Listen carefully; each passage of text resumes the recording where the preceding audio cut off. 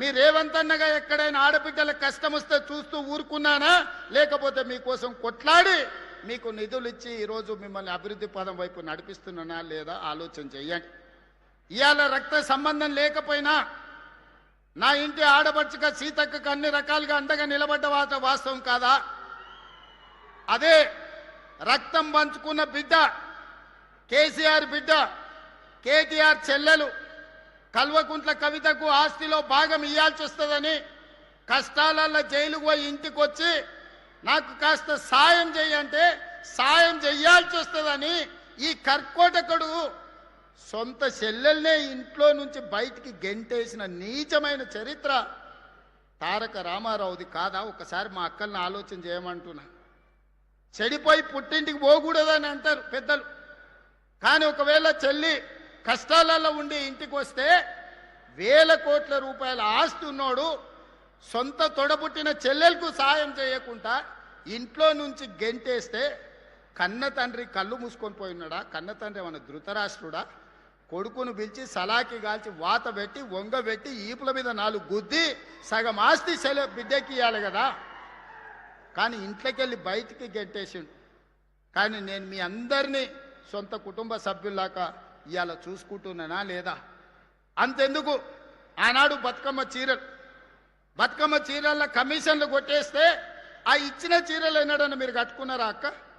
బతుకమ్మ చీరలు ఎన్నడన్నా కట్టుకున్నారా? పండుగ నాడైనా ఎన్నడైనా ఏడగట్టిరా చీరలు?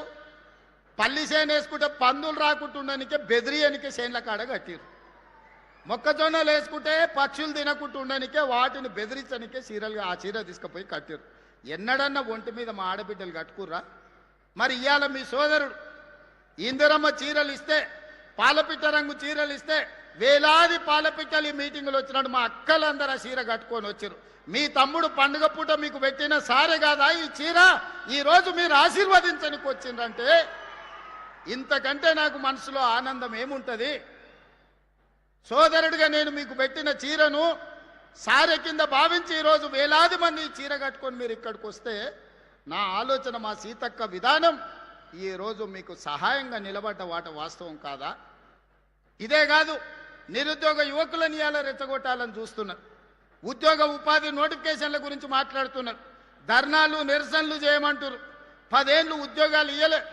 నోటిఫికేషన్లు ఇస్తే ప్రశ్న పత్రాలు బజార్లలో పల్లి బఠానీలలాగా అమ్ముకున్నారు. కోట్ల రూపాయలు సంపాదించుకున్నారు. పిల్లల ప్రాణాలు పోయినాయి. 10వ తరగతి పరీక్షలు నిర్వహించలేకపోయినారు. 12వ తరగతి పరీక్షలు నిర్వహించిన తప్పుడు విధానాలతో 27 మంది పిల్లలు ఆత్మహత్యలు చేసుకున్నారు. ఇక పబ్లిక్ సర్వీస్ కమిషన్ గ్రూప్ 1 పరీక్షలు అయితే 100 కోట్ల రూపాయలు సంపాదించుకున్నారు. కానీ అదే మన ప్రభుత్వం వచ్చిన తర్వాత 70,000 ప్రభుత్వ ఉద్యోగాలు గ్రూప్ 1, గ్రూప్ 2, గ్రూప్ 3, గ్రూప్ 4, అదేవిధంగా పోలీస్, మెడికల్ అండ్ హెల్త్ వివిధ శాఖల్లో 70,000 ప్రభుత్వ ఉద్యోగ నియామకాలు చేపట్టి నిరుద్యోగ యువకుల యొక్క ఆకాంక్షల్ని, కలల్ని నెరవేర్చడానికి మన ప్రభుత్వం పనిచేసిన మాట వాస్తవం కాదా? ఇవాళ మళ్ళీ పోలీస్ నోటిఫికేషన్లు ఇచ్చినాం, పబ్లిక్ సర్వీస్ కమిషన్ నుంచి నోటిఫికేషన్లు ఇచ్చినాం. ఇవాళ పోలీసులు ఇంకా నోటిఫికేషన్లు ఇవ్వంటూ అన్ని ఖాళీలు మీకోసమే, విడతల వారి నియామకాలు చేపడతాం. వయసు మీకోసమే సడలించినాం. మీ మంచి కోసమే, మీ నిరుద్యోగ సమస్య పరిష్కారం కోసమే, మీ ఉజ్వల భవిష్యత్తు కోసమే ప్రభుత్వం ఆలోచన చేస్తున్నది. మీ రేవంత్ అన్న ఆలోచన చేస్తుండు. నా కుటుంబంలో ఎవరు ఉద్యోగాల కోసం పోయేది లేదు. ప్రభుత్వంలో మేము కింద మీద చేసేది లేదు. పేదల కోసమే, దళితుల కోసమే, గిరిజనుల కోసమే, మైనారిటీల కోసమే, మహిళల కోసమే ఈ ప్రభుత్వం పనిచేస్తుంది.